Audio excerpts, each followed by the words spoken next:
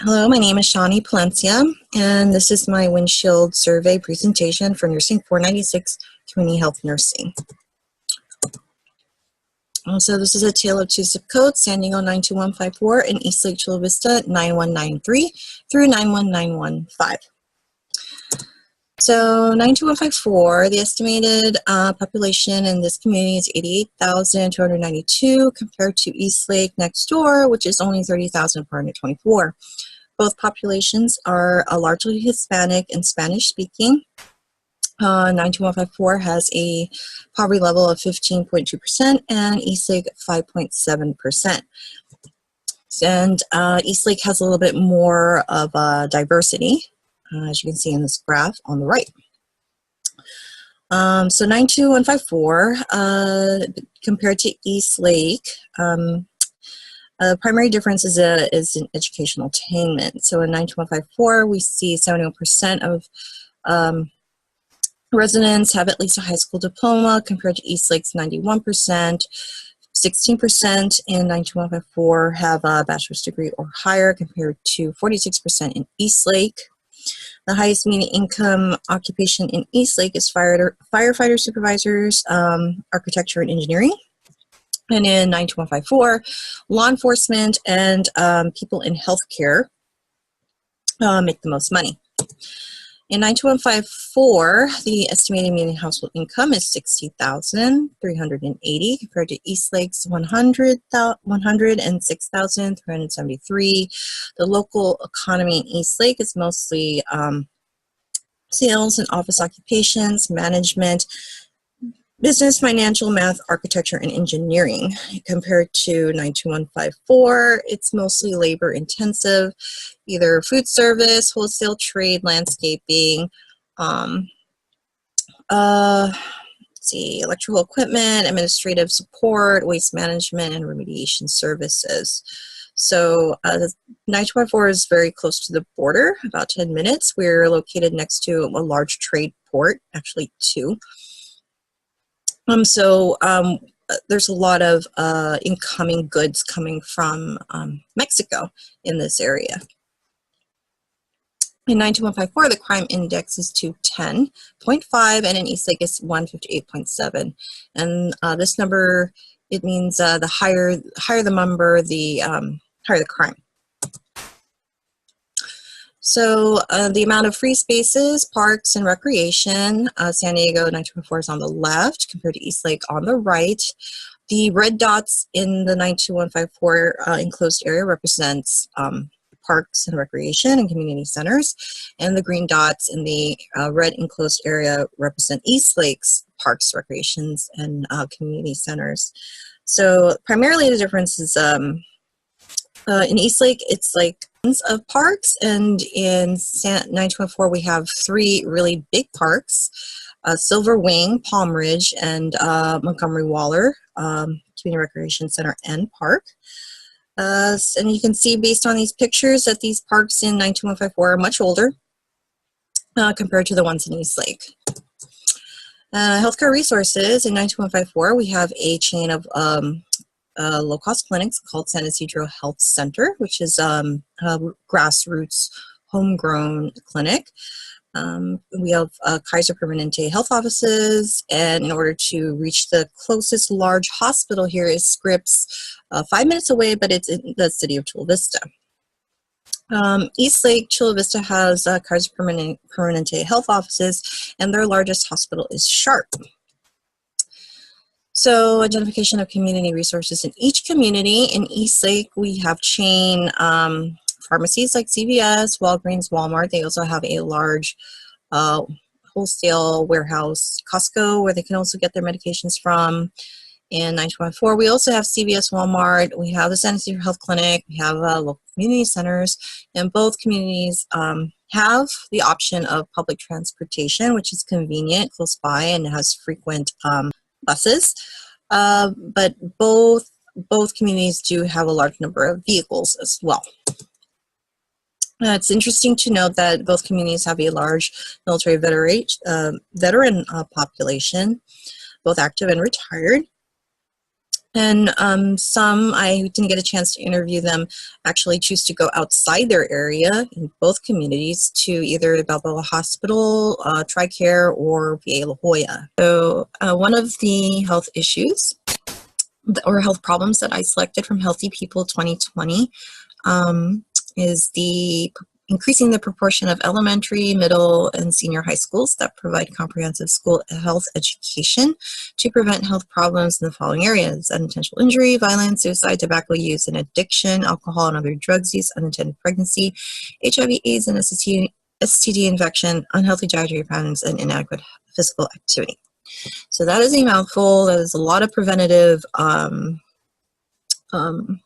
topics in that one problem. Okay, so the first key stakeholder that I interviewed from the 92154 area is the Montgomery High School nurse. Her name is Trim Odero. And in regards to substance abuse or illegal drug use, she couldn't really say much due to HIPAA guidelines. So, and she stresses that every school is different, but she doesn't really see a lot at Montgomery. And if she did, I don't think she'd tell me due to HIPAA. And in regards to unintentional pregnancies, she doesn't see a lot. And she says, I quote, "I don't see very much pregnancies here. Within the past 5 years, I've only seen 2. They were Mexican Americans, and they came across the border to go to school, because in Mexico, if you're pregnant, you can't go to school." In regards to prevention services like STDs, AIDS, HIV, she mentioned that they have health classes at Montgomery. A health teacher provides classes on those topics, but she is invited to speak to the class regarding these health issues. In regards to obesity, she states that the high school doesn't fall not more than 15% when they fall within the norm. And she talks to students about promoting walking around class, around campus, walking to school as part of physical activity. Okay, my next problem for the 92154 area is to increase the proportion of adults who engage in aerobic physical activity of at least moderate intensity for more than 300 minutes a week, or more than 150 minutes a week of vigorous intensity, or an equivalent combination. So for this problem, I interviewed a San Diego 92154 key stakeholder, CJ. He is the center director of Montgomery Waller Park Recreation Center. You saw a picture earlier. And then in regards to cost and funding, he says that some kids can't afford fees or classes, but he does, their center does everything to keep it at low cost, and they do find alternative financial needs for those who can't pay.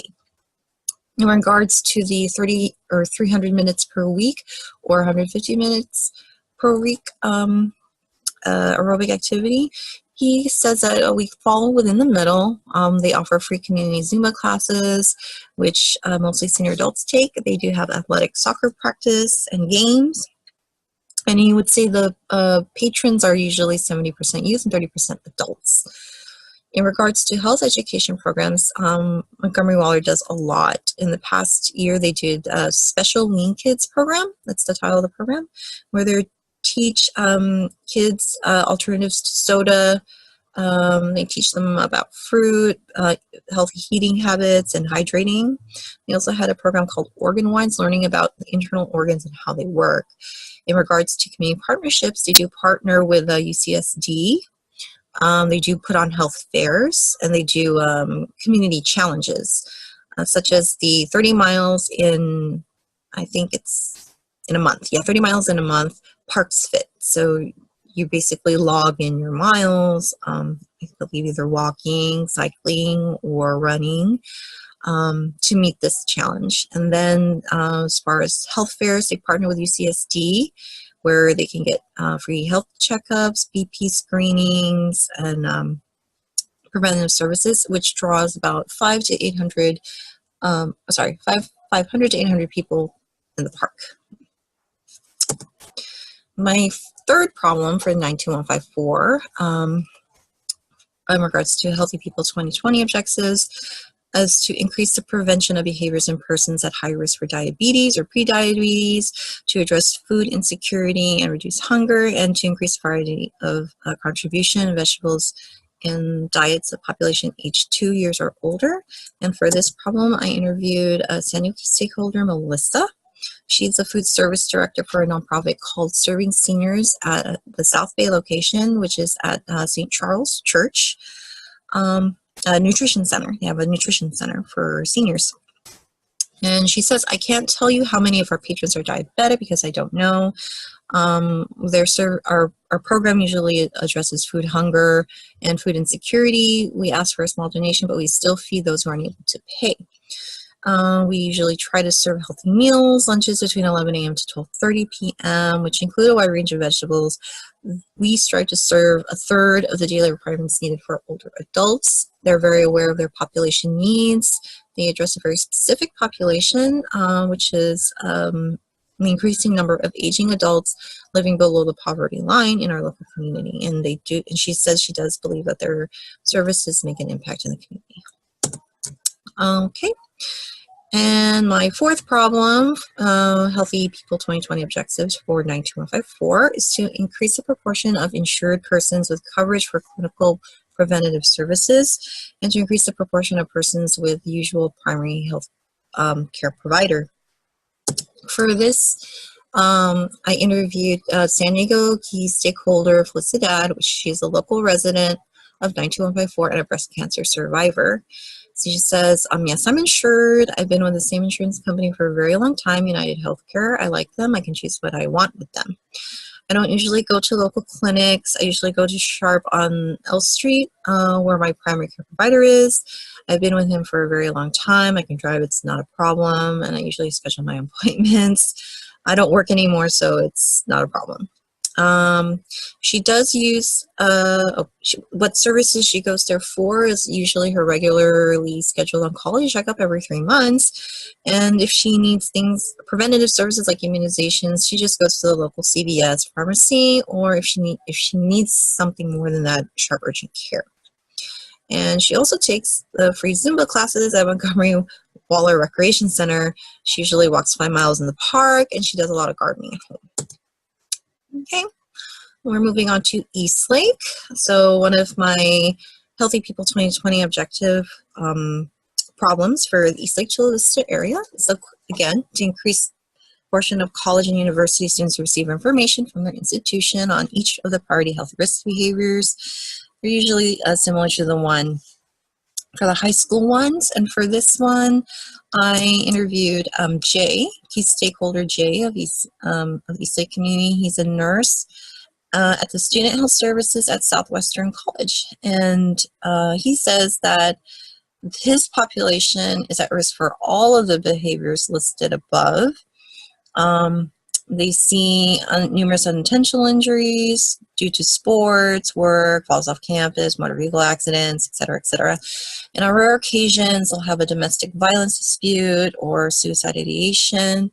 They do partner with the Chula Vista Police or Campus Police, where they have what's called PERT, Psychiatric Emergency Response Team. So I don't think he's mentioned that the nurses there are trained in PERT. Now they refer to law enforcement with that training. Southwestern College, he reports that is now a smoke-free community, including the use of e-cigarettes and vaping.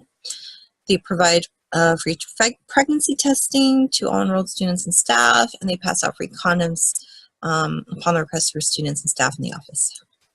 They also provide weekly outreach to students to test their body fat percentage. They teach healthy lifestyle habits and well-balanced diet and exercise regularly. They also provide referrals to free HIV and AIDS testing and low-cost CT testing.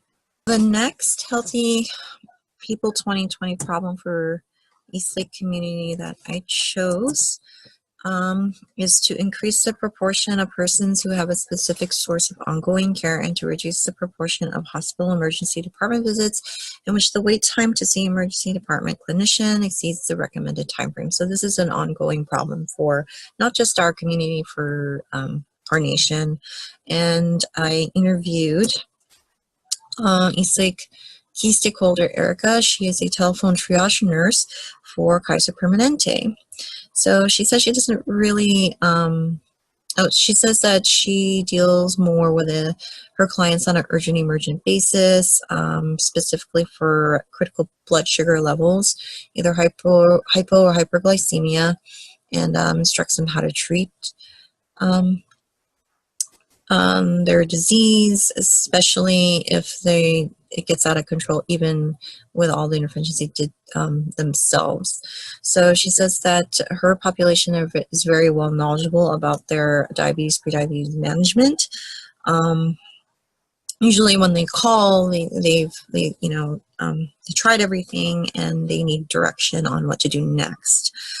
She doesn't really receive a lot of requests for preventative services. She says things like vaccine preventable diseases do not come to her practice very often.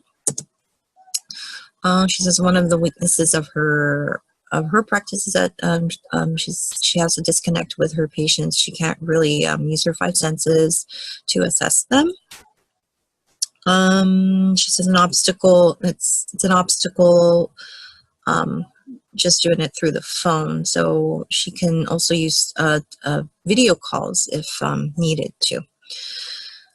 This is important, addressing the Healthy People 2020 objective. She says that the services she provides does reduce emergency department visits for people who don't really need to be there. So she says some patients who present to the emergency departments have illnesses that can be managed at home or can wait for a doctor's appointment.